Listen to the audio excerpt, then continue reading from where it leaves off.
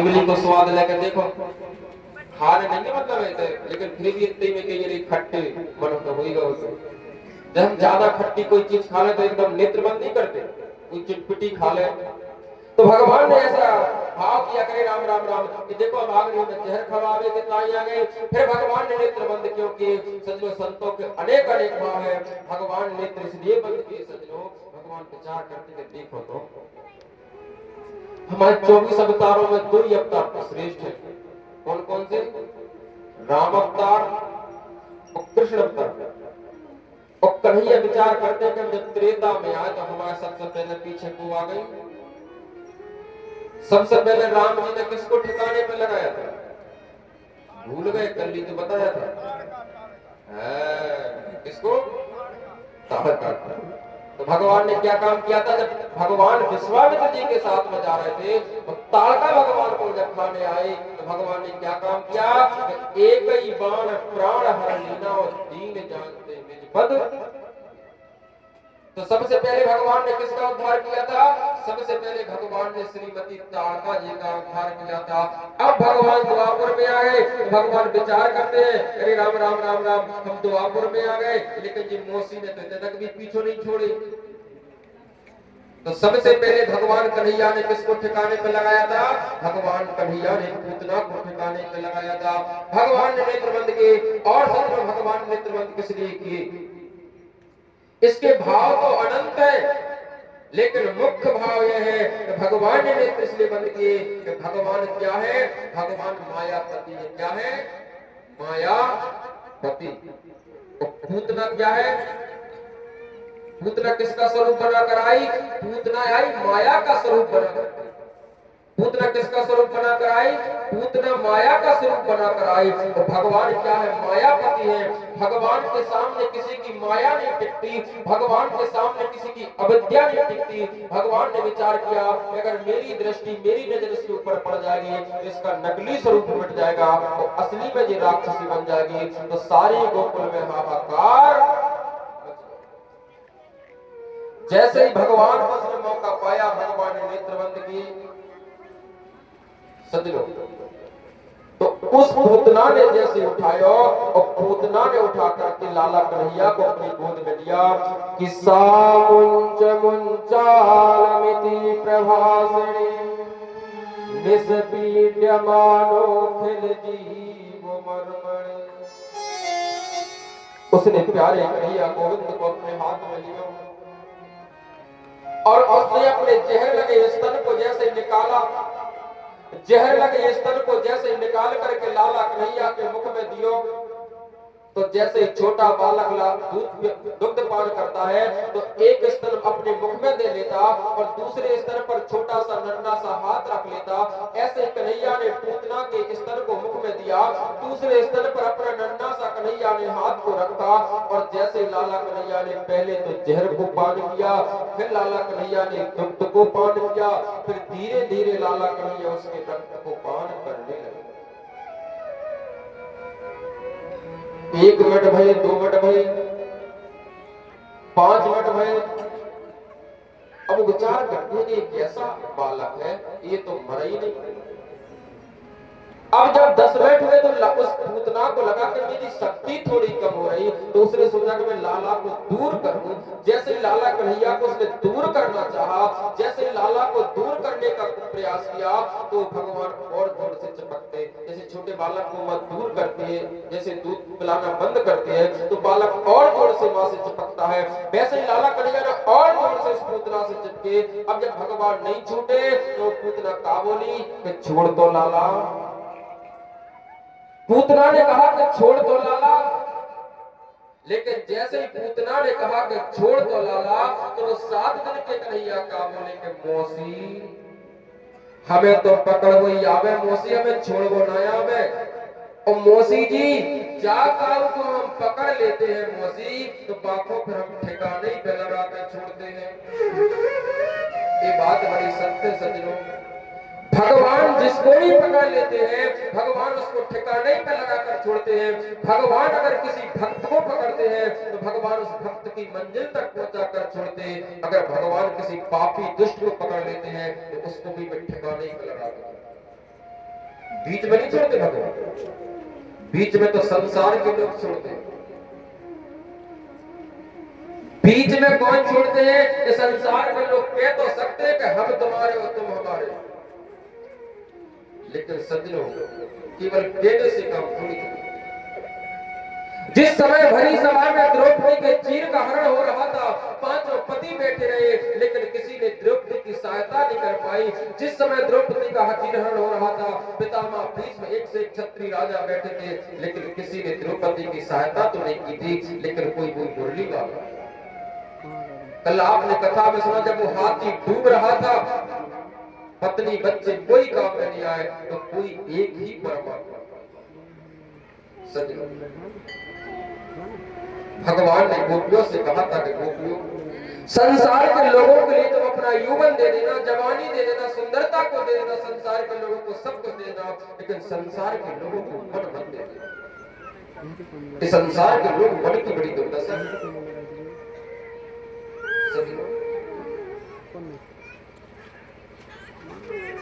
आचार्य श्री सुखदेव स्वामी ने कहा कि राजन,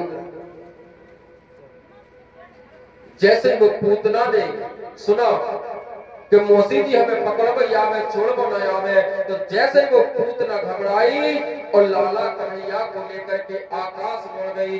पहले लाला कन्हैया आकाश मोड़ गए, और जैसे वो पूतना लाला कन्हैया को लेकर भागी, तो उसने विकराल स्वरूप धारण कर लिया। जब विकराल स्वरूप धारण किया, तो भगवान उसके सीने पर बैठे।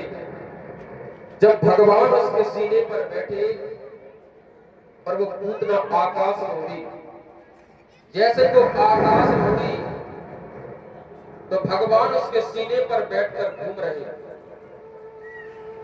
भगवान उसके सीने पर बैठकर घूम रहे, और भगवान विचार करते हैं कि मामा ने बड़ा अच्छा हेलीकॉप्टर भेजे घूमने। और जैसे वो पूतना मथुरा की तरफ बढ़ी, तो भगवान ने उसके प्राणों का हरण किया। और पूतना कैसे आई थी कि जोगिन बनकर आई पूतना, और जोगिन बन के आई पूतना, ले गई कृष्ण उठाए जान, आफत में पड़ गई, जहर चोखों सो मर गई, जान आफत में पड़ गई, जहर चोखों सो मर गई।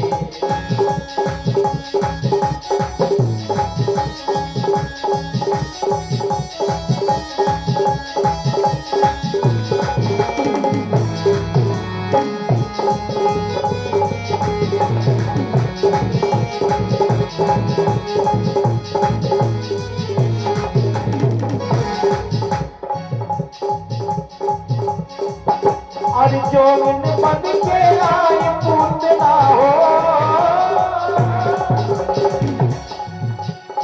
जोगिन बन के आई पूतना, ले गई कृष्ण उठाए जान, आफत में पड़ गई, जहर चोखों सो मर गई, जान आफत में पड़ गई, जहर चोखों सो मर गई।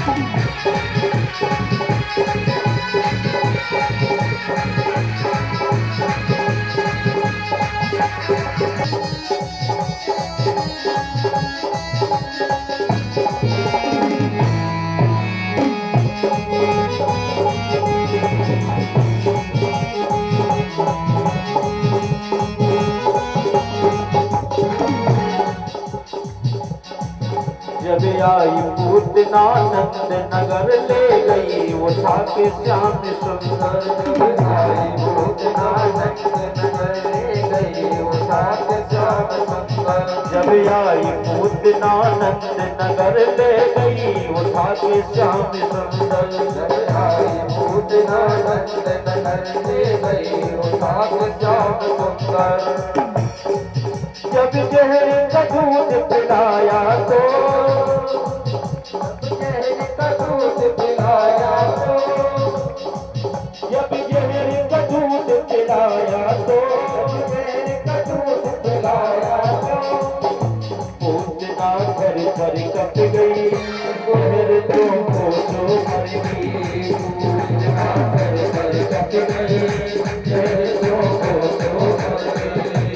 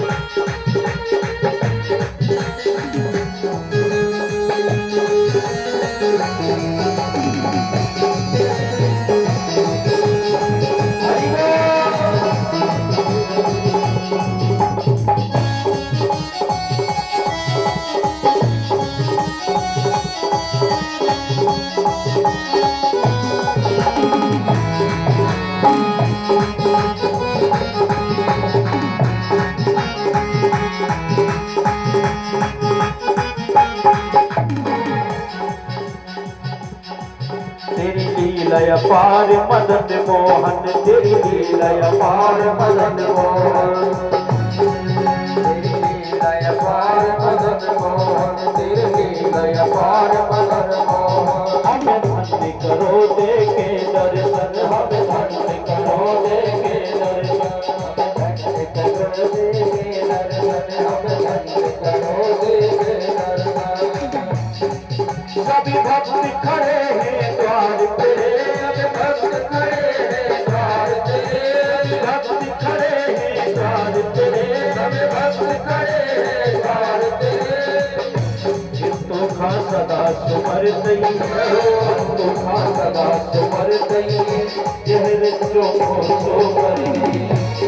तो खा सदा सुमर दई जहर जो सो कर गई। अभी जगन बन के आई पूतना हो जगन बन के आई पूतना ले गई कृष्ण उठाए तुम्हें पर गई जहर तो मर गई। जाते नाम तुम्हें पर गई जहर तो मर गई।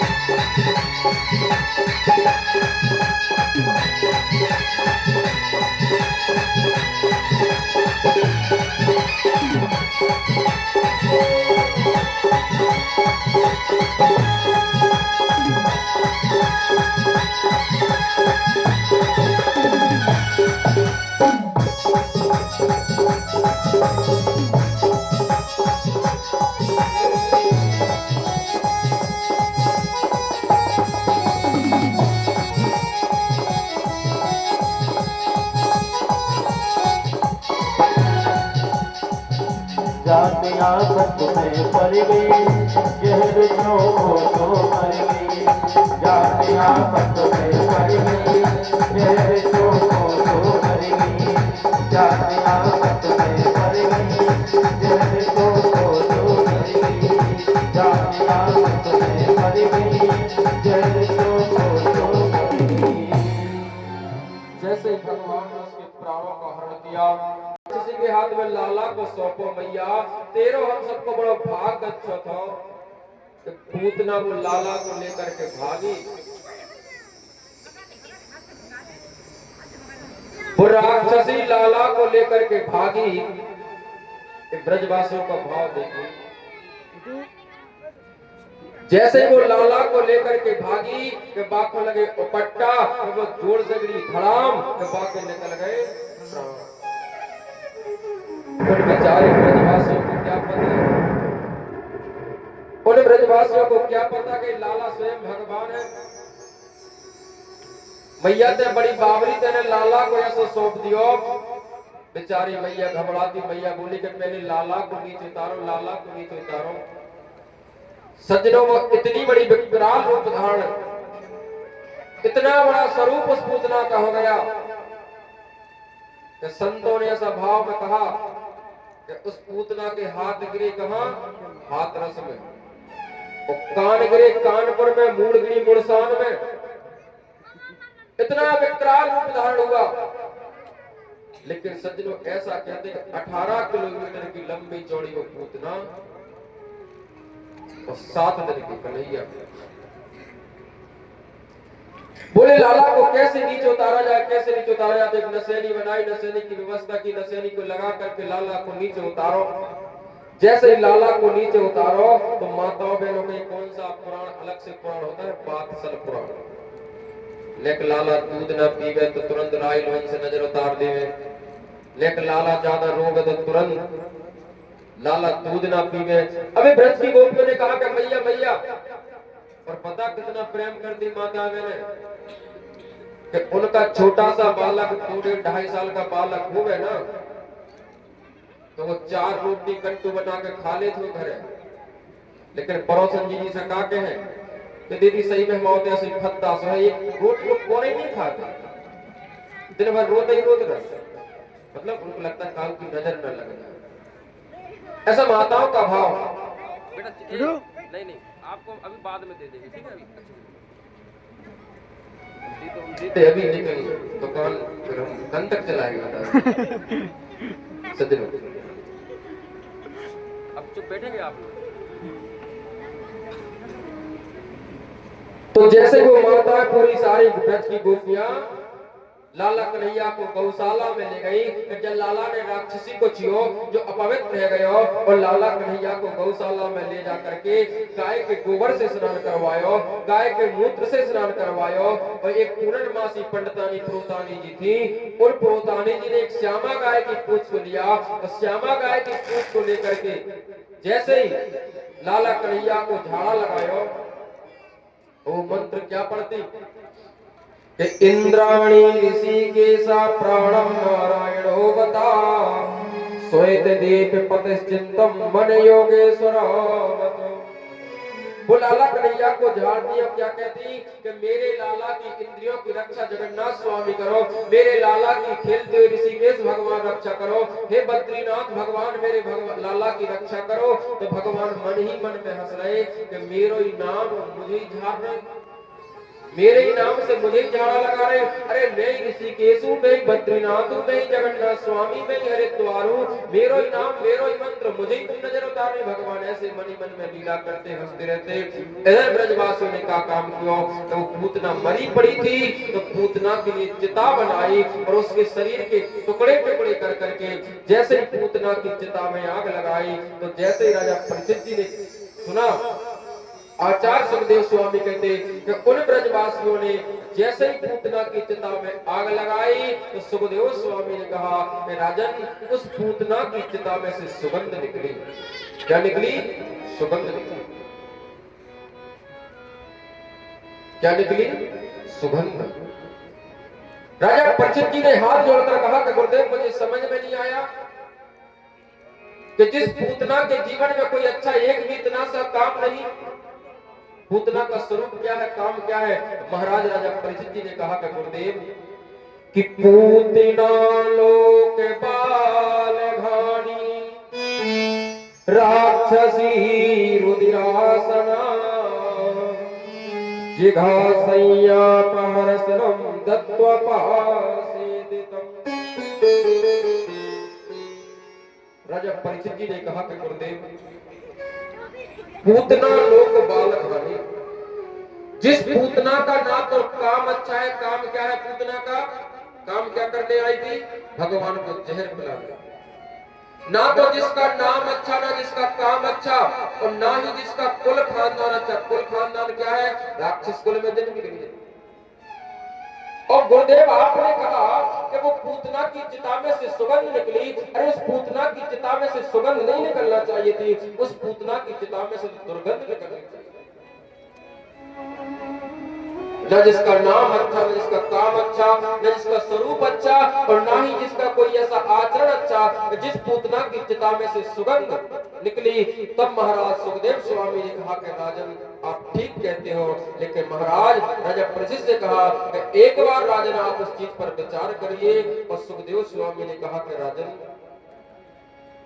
जो गति यशोदा मैया को हजारों वर्ष के बाद में भगवान देंगे, वो गति आज पूतना के लिए भगवान ने पहले ही प्रदान करा दी। हम लोग जन्मों जन्मों तक तप करते हैं, जन्मों जन्मों तक भजन करते हैं, लेकिन अंतःकरण में अंत राम इस जीव पर राम का नाम नहीं आता। मानस में बाबा ने क्या कहा? जन्मे जन्मे तक यतन कराही, अंत राम कहे आवत नाही। जन्मे जन्मे मोरी यतन कराही, अंत राम कहे आवत नाही। श्री राम जय राम जय जय राम, श्री राम जय राम जय जय राम।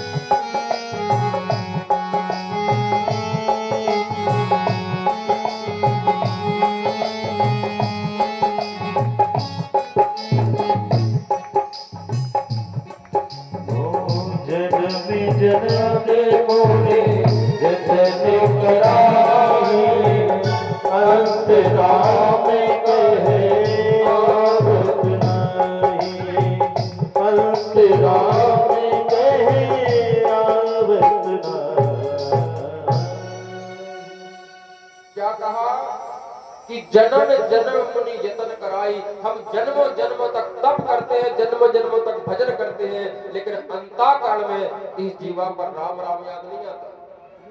लेकिन सुखदेव स्वामी ने कहा कि राजन जरा आप विचार करिए कि इस पूतना ने ऐसा कौन सा कर्म किया होगा कि त्रिलोकी के नाथ को, त्रिलोकी के मालिक को अपने हृदय से लगाया, और अपने हृदय से लगाकर जिसने प्राणों को त्यागा और प्राण त्यागे, तो उस पूतना की चिता में सुगंध नहीं तो फिर क्या निकलेगा? सज्जनों, हम लोग जब तब करते हैं, लेकिन अंत में क्या हमें राम का नाम याद नहीं आता। इसलिए बंधु पूरे जीवन भर में क्या करना चाहिए? एक भी श्वास हमारे व्यर्थ नहीं जाता। बंधु मन मरे माया मरी, मर मर जात शरीर, और आशा तृष्णा ना मरी कह गए दास कबीर। अंत में राम का नाम याद नहीं आता। एक दादाजी थे, 4 लड़का थे, नाती पोता बंगे सब कुछ घर में भरा पूरा परिवार। अंत समय की स्थिति के दादाजी 4 पाई कर लेटे, तो ना तो कोई उन्हें पानी की पूछता था, ना कोई सेवा करता था। तो बुढ़ापे में घर के लोग क्या होकर लगा कि भगवान अब जल्दी सुन ले, तो ऐसे नहीं बुढ़ापे में जब परेशान हो जाता। अब दादा की कोई नहीं सुनता था। एक दिन दादा कुआं में पड़े थे सज्जनों, और उन्होंने दादा ने ऐसा हाथ उठाओ तो एक बहू झाड़ू लगा रही थी। तो बहू ने देखे कि दादा ऐसे कुछ हाथ कर रहे, सुना कि दादा कुछ बता रहे हो, कहा समय तो लास्ट है। और दादा ने ऐसा हाथ किया तो बहू दौड़ के आए कि बोले दादाजी क्या बोल रहे हैं, क्या कह रहे हैं? दादाजी तो बेचारे इतनी स्थिति में थे कि बोल नहीं पा रहे।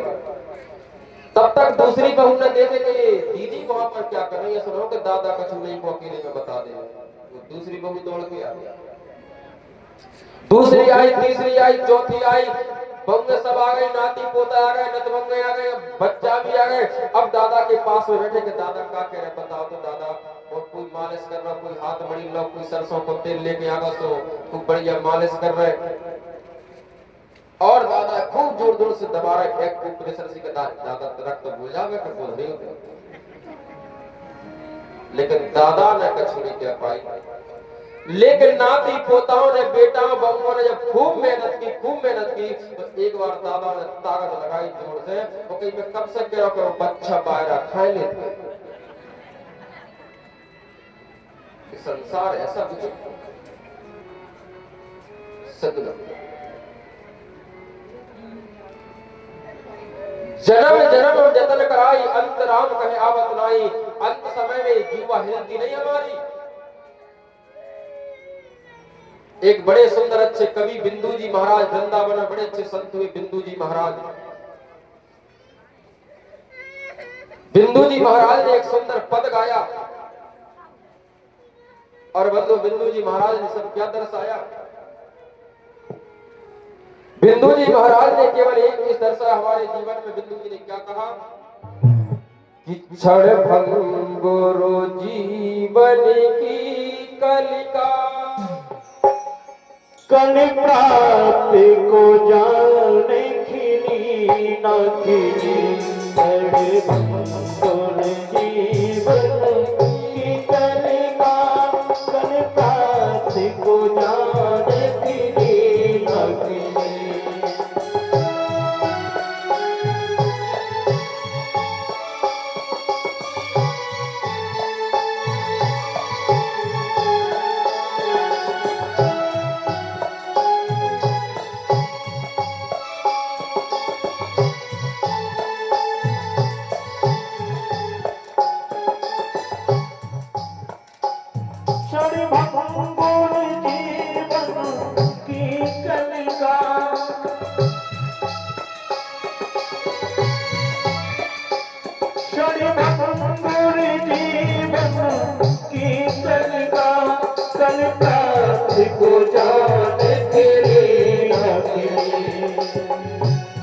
मलिया गिर की सुच शीतल मांग,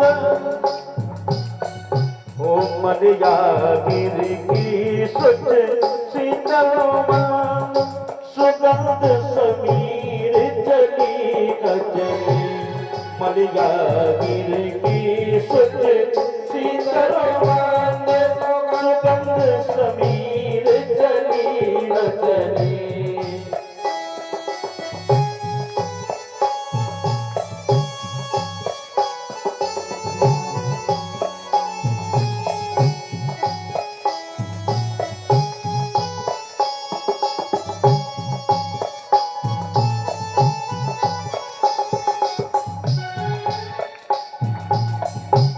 कलिकाल कुठार लिए फिरता, कलिकाल कुठार लिए फिरता, ओ कलिकाल कुठार लिए फिरता, तन नम्र की चोट झिली न झिली, ओ रट ले हरि नाम हरि रसना, रट ले हरि नाम हरि रसना, फिर अंत समय में हिली न हिली, रट ले हरि नाम हरि रसना, फिर अंत समय में हिली न हिली, हरि नाम हरि रसना, फिर अंत समय में हिली न हिली, रट ले हरि नाम हरि रसना, फिर अंत समय में हिली न हिली।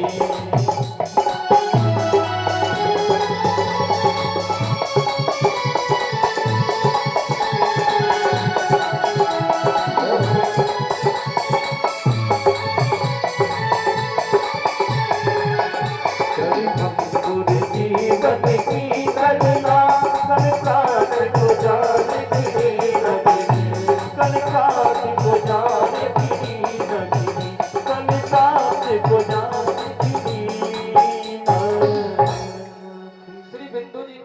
कहा है कि क्षण भंगुर जीवन की कल का कल प्रात जमे खिली न खिली। हम रात में जो शरीर है ना, ये शरीर हमारा क्षण भंगुर है, इसका कोई भरोसा नहीं। रात में सोए प्रातः जाने हमने प्रातः काल देख पाया है नहीं देख पाया। कलिकंठ कुठार लिए फिरता, हम संसार के दुनिया के अहंकार में घूमते फिरते रहते हैं। तन नर्म चोट झिली न झिली, ये हमारा जो शरीर है ना, ये बड़ा नर्म है। अंत समय की चोट झिली या न झिली, इसकी कोई गारंटी है क्या?